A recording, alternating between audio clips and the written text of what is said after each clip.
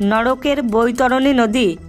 একবার গরুর দেব ভগবান শ্রীকৃষ্ণকে বলেন, হে প্রভু, দয়া করে বৈতরণী নদীর প্রমাণ বর্ণনা করুন এবং এই নদী পার হওয়ার জন্য মানুষকে কি করতে হবে। তখন ভগবান শ্রীকৃষ্ণ বললেন, যমলোকের রাস্তায় যে নদী পড়ে তার নাম বৈতরণী নদী। এই নদী অত্যন্ত ভয়ঙ্কর। পাপী ব্যক্তিরা এই নদী দেখা মাত্রই ভয়ে থরথর করে কেঁপে ওঠে। এই নদী কেবল পাপী আত্মাদের ভয় দেখায়। এই নদীতে রক্তের আকারে জল প্রবাহিত হয়। এই নদীতে মাংস, রক্ত, পুঁজে ভরা জল বইতে থাকে। পচা মাংস এবং রক্তে পরিপূর্ণ এই নদীতে সবসময় দুর্গন্ধ বেরোতে থাকে, যাকে পার করা পাপী মানুষদের কাছে অত্যন্ত কঠিন হয়ে থাকে। আর যমরাজের দূত ওই বৈতরণী নদীর মধ্যে ধাক্কা দিয়ে তাদেরকে ফেলে দেয়।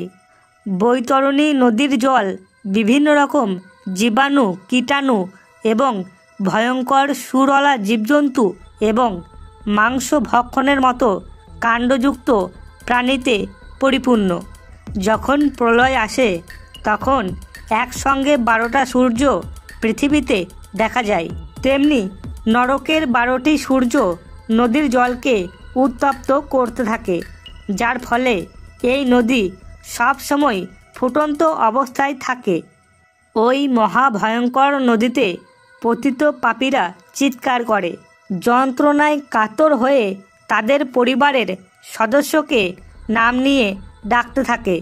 পাপী ব্যক্তিরা বৈতরণী নদীতে এদিক ওদিক পালাতে থাকে, কারণ ওপরের 12টি জ্বলন্ত সূর্যের তাপে এরা বিরক্ত হয়ে যায়। তখন তারা নদীর জলে ডুব দেয়, কিন্তু তাতেও তাদের শরীরের মধ্যে শান্তি আসে না। এত কষ্ট সহ্য করতে করতে তারা নিজেদের পাপের কর্মের কথা মনে করে এবং কাঁদতে থাকে। ভগবান শ্রীকৃষ্ণ বলেন, এই বৈতরণী নদী চারিদিক থেকে ভয়ঙ্কর প্রাণীতে ভরা। এই ভয়ঙ্কর ক্ষুধার্ত প্রাণীরা নদীতে পতিত মানুষদের কামড়াতে থাকে এবং তাদেরকে ভক্ষণ করে। সমস্ত পাপী ব্যক্তিরা সেই প্রাণীদের থেকে এদিক ওদিক পালাতে শুরু করে। গরুড়জি বলেন, হে প্রভু, কিন্তু যারা পবিত্র আত্মা, যারা সর্বদা পূর্ণ কর্ম করেছে, তারা এই নদীর থেকে কিভাবে পার হবে? তখন ভগবান শ্রীকৃষ্ণ বলেন, পূর্ণ কর্ম করা ব্যক্তিদের এই বৈতরণী নদী সুখ প্রদান করে। এই নদীতে পতিত হওয়া মাত্রই তাদের পরম আনন্দের প্রাপ্তি হয়। এই নদীতে অত্যন্ত সুন্দর নৌকা আছে। এই নদীর নৌকা চালকরা নদীর তটে আসা পূর্ণ আত্মাদের স্বাগত জানায়। তখন তারা সেই পূর্ণ আত্মাদের বলেন, হে পূর্ণ আত্মা, আপনারা এই নৌকায় বসুন এবং সুখপূর্বক এই বৈতরণী নদী পার করুন। এরপর গরুড়দেব ভগবান শ্রীকৃষ্ণকে জিজ্ঞাসা করলেন, হে ভগবান, কোন পাপ করলে ব্যক্তিদের এই নদীতে ফেলে দেওয়া হয়? তখন ভগবান বললেন, যে মূর্খ পুরুষ তার সুশীল এবং পতিব্রতা স্ত্রীর ত্যাগ করে এবং তার সঙ্গে খারাপ আচরণ করে, তাকে অপমান করে, সেই পাপী ব্যক্তিদের মৃত্যুর পর এই বৈতরণী নদীর মধ্যে ঠেলে ফেলে দেওয়া হয়। যে স্ত্রী নিজের স্বামীর সঙ্গে বিশ্বাসঘাতকতা করে এবং অন্য পুরুষের সঙ্গে পরকীয়ায় লিপ্ত হয়, ব্যভিচার করে, সেই স্ত্রীকেও এই বৈতরণী নদীতে ফেলে দেওয়া হয়।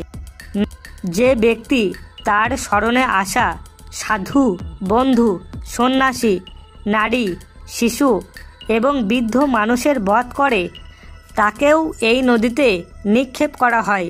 যে ব্যক্তি অন্যের জীবিকা ধ্বংস করে, মানুষকে বিষ দেয়, মানুষকে হত্যা করে, যারা মিথ্যা সাক্ষ্য দেয়, তাদেরকেও এই নদীতে ফেলা হয়। যে সকল ব্যক্তি গাধীকে হত্যা করে, নদীর সেতুকে ধ্বংস করে, অন্যের স্ত্রীর সঙ্গে ভোগবিলাস করে, ছোট মেয়ের সঙ্গে ব্যভিচার করে, তাকেও এই নদীতে ফেলা হয়। শান্তিপ্রিয় ও দুর্বল মানুষকে বিনা কারণে যে মানুষ কষ্ট দেয় এবং তাদের ওপর অত্যাচার করে, তাকেও এই নদীতে নিক্ষেপ করা হয়।